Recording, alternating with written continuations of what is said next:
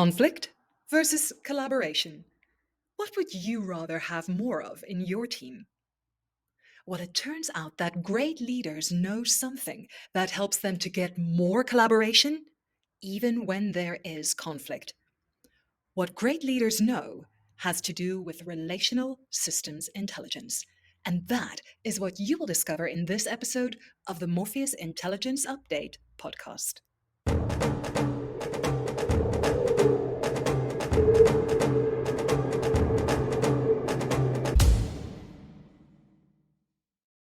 Today we're talking about relational systems. How can we unlock the power of relational systems intelligence? And that's really where we are going today. And I hope this is going to be fun for you. We're going to be talking about conflict. We're going to be talking about optimal collaboration, all of these kinds of things in various relational systems. And to do that, we're going to start with the very simple issue of what is a relational system? What is a relational system? And so this is actually quite an interesting question. So a relational system is basically any relationship, the system in that relationship. We sometimes even talk about something called the third entity. It's kind of this thing of there's you, there's me, but actually the relationship in itself is unique. It's a system. And to give you an example, we find that every single relationship has a unique system. So if you think about any of your friendships, you'll immediately grasp there are no two friendships that are alike. Every friendship you've got is unique. Every team you're a member of is unique. Every family is unique because they all have their own relational system. And this is kind of pretty logical. I mean, last month we were talking about the neuroscience of your uniqueness. So if each person is unique, then each relational system is therefore unique. And so that's why when we look at this, we can really say each relationship system has its own unique identity, its own personality. And this will be true of absolutely every single relationship because every single person is unique. But I can maybe just add to this just for a moment. If you think about a scenario where there are two colleagues and they both agree that there's something that needs to be discussed with the boss. There's something that they are looking at and they really need to discuss this with the boss. And they agree on it and they've made a good decision. Then they step into the boss's office. This is now a new relational system. And one of the two chickens out, doesn't want to raise the issue anymore. And this is because there's a totally new dynamic because it's a new system. This is not just because we've added the boss, it's actually created a new system. And the system, when two people are together, is not the same system when three people are together. And I've got a few friendships where we're actually three of us who are friends, and each of us have a unique relationship with each other, and the system is unique as well when the three of us are together. And it's different from any of the individual relationships within there. So that just gives you a bit of an idea of what is a relational system. Now, one of the second characteristic of a relational system is that every member of the system is a voice of the system.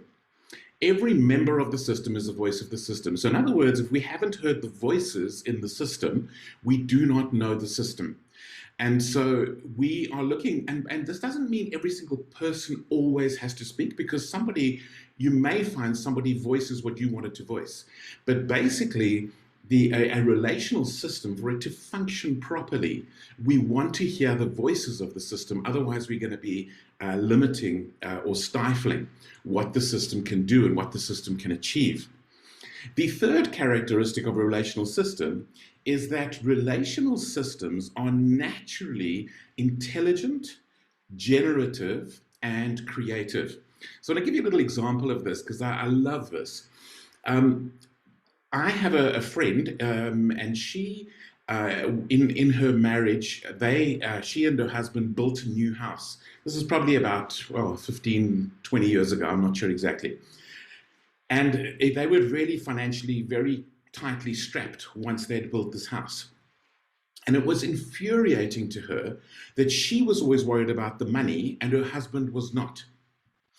And one day, a mutual friend of theirs said to her, without telling your husband, just stop worrying about the money and let's see what happens. And within 6 months, he was totally stressed out about the money, and she didn't feel any pressure to be worried about the money anymore because he was doing it. And this is the dynamic of a relational system. Relational systems are incredibly intelligent. There is something, this unspoken thing, where if one person is carrying the burden, the other automatically just relaxes. If one person is concerned about something, the other one doesn't feel it. If one person is constantly pushing, the other person doesn't feel the need to push. If one person is constantly pulling, the other person doesn't feel the need to pull. And so these systems are really intelligent. They're generative. They will create, and especially when the information flow is good in a system, they're automatically creative. And it's to the point where you kind of go, I don't even remember exactly whose idea that was, but something has shifted because it actually is shifting based on what's going on inside of us. And so a lot of intelligence, creativity, and they're generative. Let me not trip over the words. And so that is the third characteristic of a relational system. So what else is a relational system? What else about it?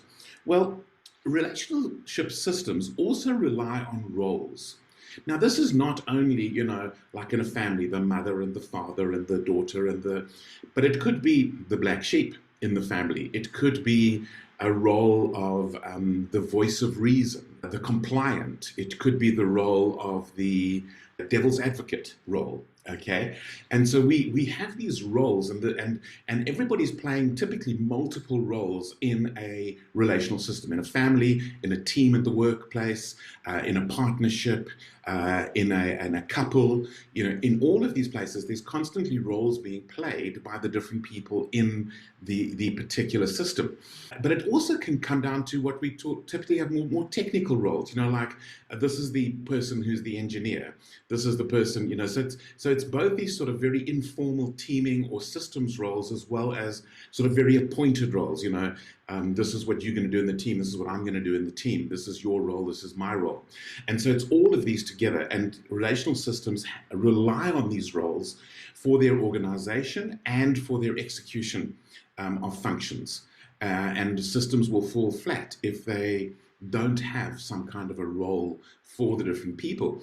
And in fact, if you've got somebody in a system, in a team, who doesn't have a role, they're either going to create a role that's going to be probably disruptive, or they're going to be passive members of the system, and that's not useful.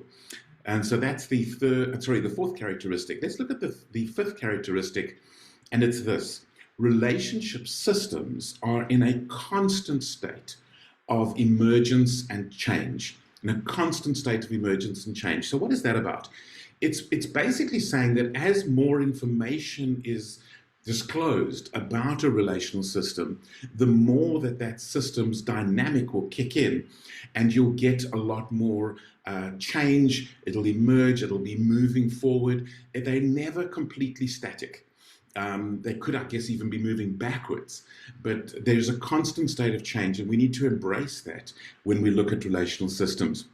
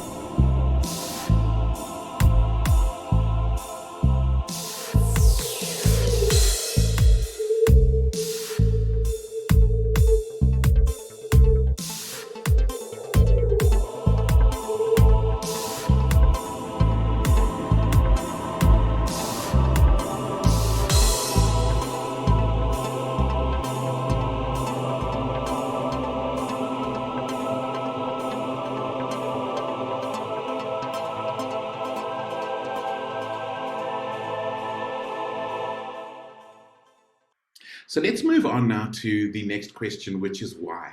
Why do we need relational systems intelligence? And so what is relational systems intelligence? It's basically the intelligence to work with the system, to work with that third entity that is the relationship system that we are actually referring to here.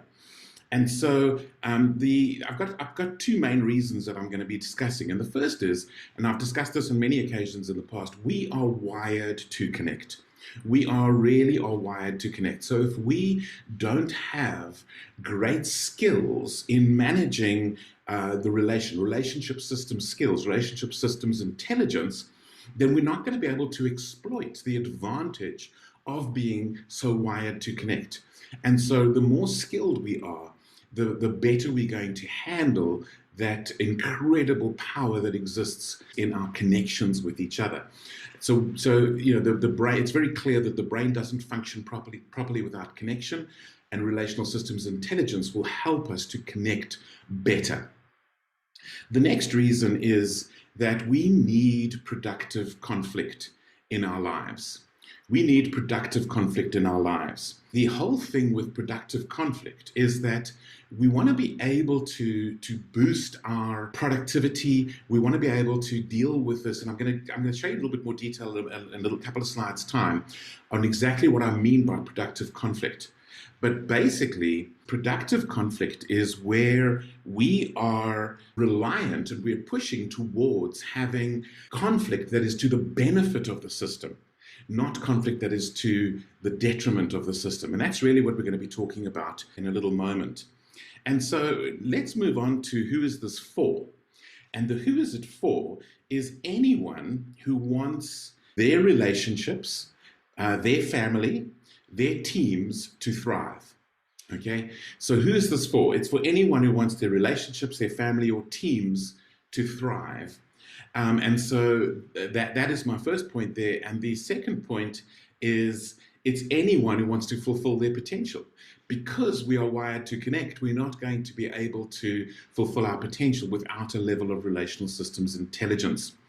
So this leads us to the poll. The first poll is this: which of these interest you the most? Getting your business or team relationship to thrive, that would be number one. Number two, getting your personal or family relationships to thrive, that would be number two. And number three is getting yourself to thrive in fulfilling your own potential. So let's have a look and see with these options. So, wow, I'm seeing a whole bunch of threes here. That's really interesting. There are some twos as well. Okay, so Michael says number 1, 2, and 3. Robert says 3. Ryan says 2. 1, 2, and 3 for Candace. Hi, Candace. Eugene says 3. Good to see you here, Eugene. Floyd says all of the above. Thank you, Floyd. Lovely to have you along, by the way. Roy says 1, 2, and 3. Okay, so I'm seeing lots of 3s, a couple of 1s and 2s, and a lot of 1, 2, and 3, all of the above. Excellent, excellent. So thank you for your contributions to the poll. Okay, now let's move on to when or why now. So as you probably know, when I do these things, I do what and why and who, and now we're getting on to the when. And the when is a why now. And there are so many reasons for us needing relational systems intelligence. But the first one is this: we live in a world where certainty is killing our society, where we've especially got problems, I think, with political and religious certainty, where faith has changed from something about spirituality and hope and mystery into I'm right, you're wrong, shut up. And that's where faith has gone. And the certainty is killing, political certainty. Everybody's fighting for they right and everybody else is wrong. We've lost the ability to have discourse. We've lost the ability to engage with people who disagree with us. We don't know how to do that anymore. We just kind of, well, you're wrong or you're stupid and I'm clever. And, you know, and it's so funny. I've been watching the whole thing in America between the Democrats and the Republicans. And it's so interesting because they're both in some way saying the same thing. You know, you can't reason with a Democrat because if you could, there wouldn't be any. And the Democrats going, well, you can't reason with a Republican because if you could, there wouldn't be any. And it's just this sort of stalemate of nobody knows how to do discourse. Nobody knows how to engage and discuss. And everybody is just certain they're right and everybody else is wrong and that's it. And so we need to learn to engage with people who disagree with us. And that's then the second reason. And the third reason is this: that getting skilled in turning dysfunctional conflict into functional conflict is what we're really looking for. We're missing out at the moment on the benefits of what I would call productive or functional conflict, where the result of the conflict is something better for the system. It's better for each person, it's better for the system. And that's what we call functional or productive conflict. And so that's what we focus in on with this. And I think that gets really, really interesting and exciting. Let me explain a little bit more about this idea of functional and dysfunctional conflict. I'm going to use this little continuum over here. So imagine this dot over here is where there is no conflict whatsoever in the system. Everybody agrees, nobody disagrees. Everything that we're doing everything is taken positively and so on. Okay? And there's no disagreement whatsoever. That is dysfunctional, believe it or not. The other extreme, where the arrow is at the other end here, that is also dysfunctional. That's what we could call war or rage, road rage, for example. That is dysfunctional conflict. But somewhere in the middle, there is a sweet spot, and that's called functional conflict. And the reason that this situation over here is dysfunctional is that we're not getting the benefit of the system. We are not hearing all the voices. We are not able to disagree. Let me give you a simple example. Imagine a scenario where there are two people in a system who disagree, and the one person is saying X and the other person is saying Y. If we can't figure out what's driving the X and the Y, we can't find the Z solution, which is not a compromise, it's a better solution that solves the concern of the person punting for X and the concern of the person punting for the Y. And so that's why zero conflict is dysfunctional, because if we can't get there, and total war is also dysfunctional, because we need to get to that place where we can find a better solution, where we can move the system forward in finding a better solution. So on that basis, let's have a bit of a poll. And so the poll now is this. Which of these feel urgent and important to you personally? Is it getting beyond certainty and into curiosity? So certainty, as I mentioned, is killing things. Is it getting beyond certainty into curiosity? That's number one. Number two is getting skilled in engaging with people who disagree with us. Is that a priority for you? And finally, is getting skilled in turning dysfunctional conflict into functional positive conflict a concern for you? So which of those is it? Is it number one, number two, or number three that really draws you in at the moment? Okay.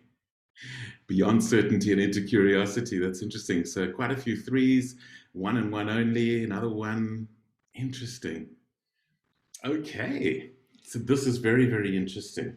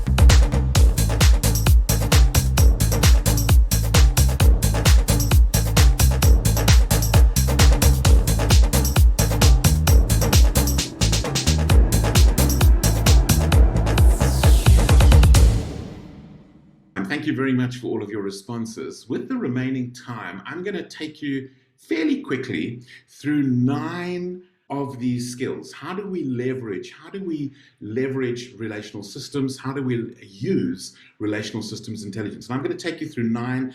And the first one is this. It's that everyone in the system is right, partially. Everyone in the system is right, partially. And this is such a critical thing.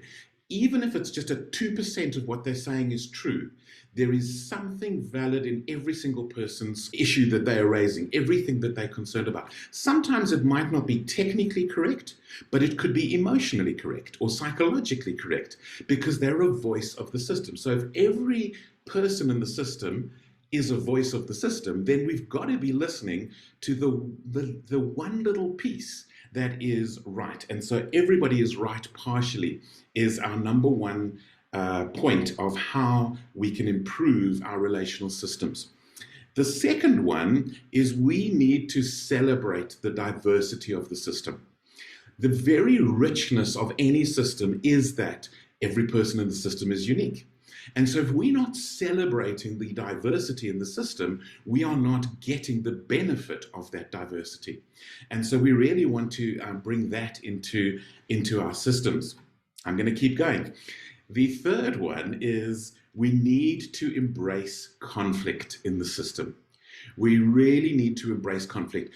Keeping the peace does not result in a high-functioning system.